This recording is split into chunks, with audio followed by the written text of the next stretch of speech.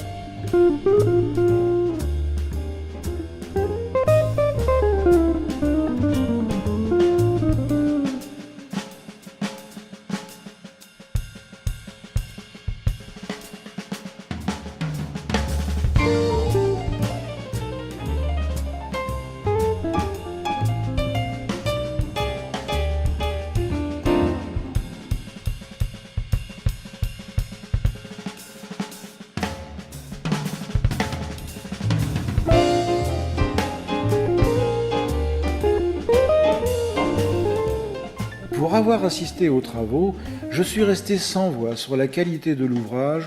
Le travail des compagnons de tous les corps de bâtiment fut remarquable. Et bien sûr, le résultat.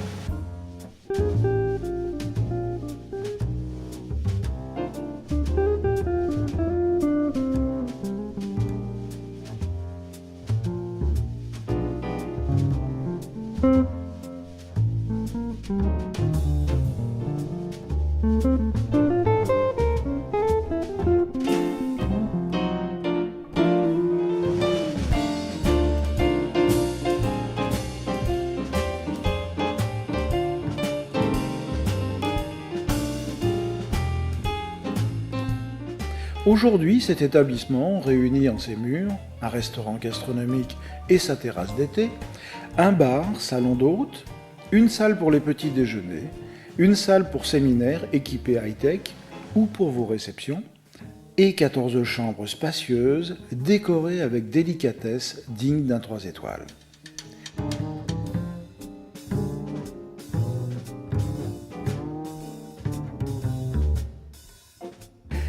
C'est en 1947 qu'Émile et Alexis Stingot achètent l'hôtel du Grillon pour en faire l'auberge de Condé.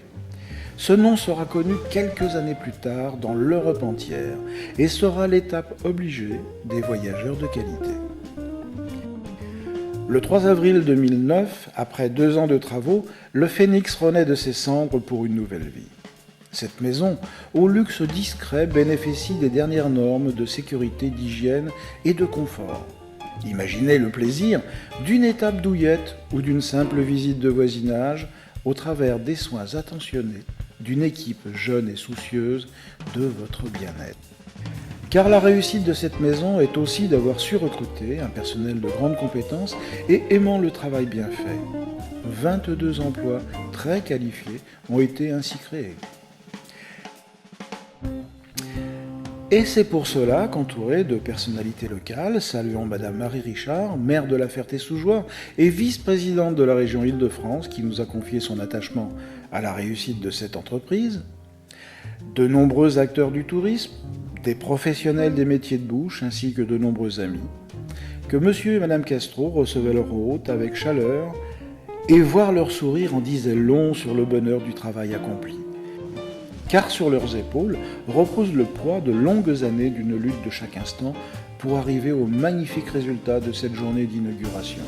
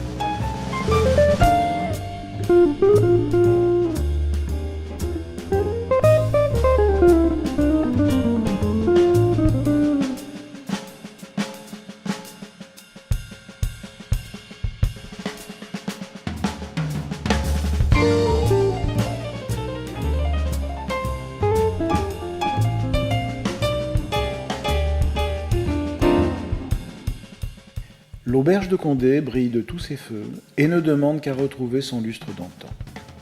À ce couple d'investisseurs courageux réalisant le rêve de toute une vie, nous souhaitons la plus brillante des réussites.